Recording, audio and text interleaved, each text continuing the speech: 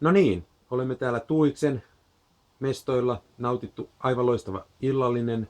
Kiitos siitä Tuikselle ja nyt nautimme tässä limoncelloa. Tuihis, voitko avata meille, mitä tämä jumalten juoma on? Voin, helposti. Tää on siis vodkaa aivan jumalaista. Miten sä olet tehnyt tämän? Tämä valmistusprosessi.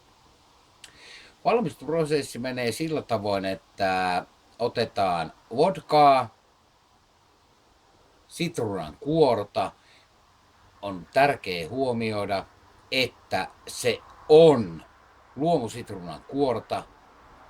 Annetaan vajaa viikko, reilu viikko, no joo, apauttiarallaan viikko, niiden tekeytyä ja sen jälkeen 2 desiä vettä, 2 desiä sokeria, kiehautetaan, sekoitetaan, pistetään pulloon, jääkaappiin ja sitten aletaan ryyppäämään.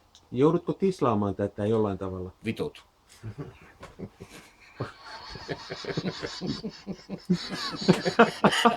Mitä tähän loppuun voi enää muuta todeta? Onko se hyvää? Mitäpä arvelet? Näihin kuviin ja tunnelmiin